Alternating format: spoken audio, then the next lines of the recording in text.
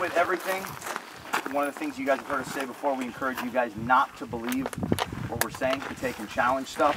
And one of the areas where there's a big departure is with barricade tactics. We worked barricade tactics yesterday, and we prefer guys, when they work a barricade, to be how far away. Touch that sucker, and get a big twist step, and get back away from it, okay?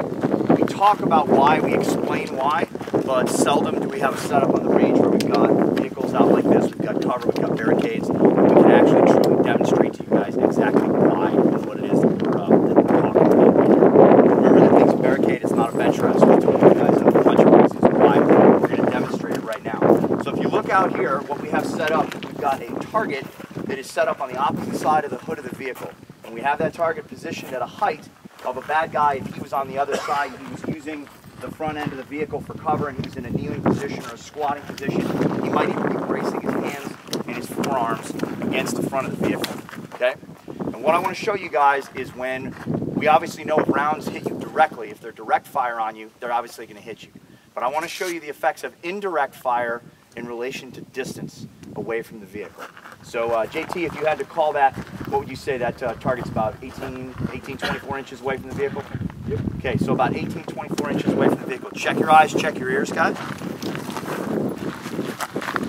So we got an adversary who's on this side of the vehicle, and he takes and fires a round that doesn't actually hit our guy, but it takes and it hits the hood of the vehicle. So it fires just like that.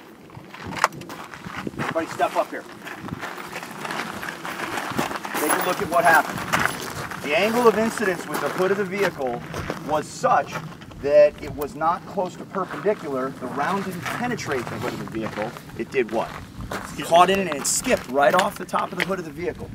Standing still out here, just standing in position, static, that's a decent headshot.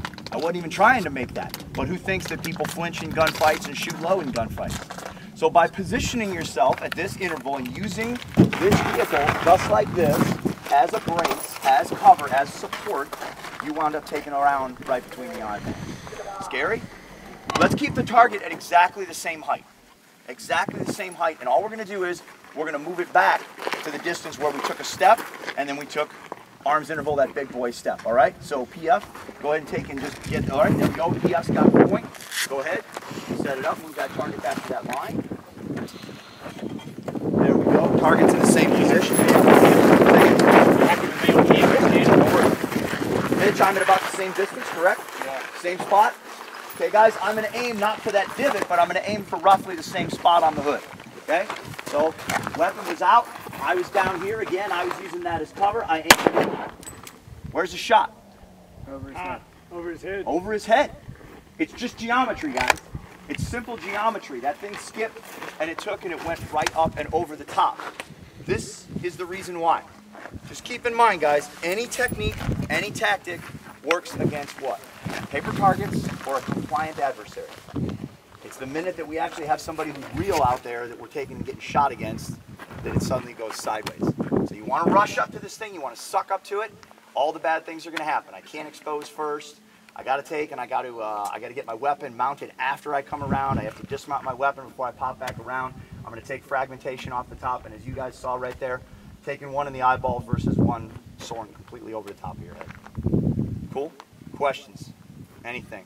Scary?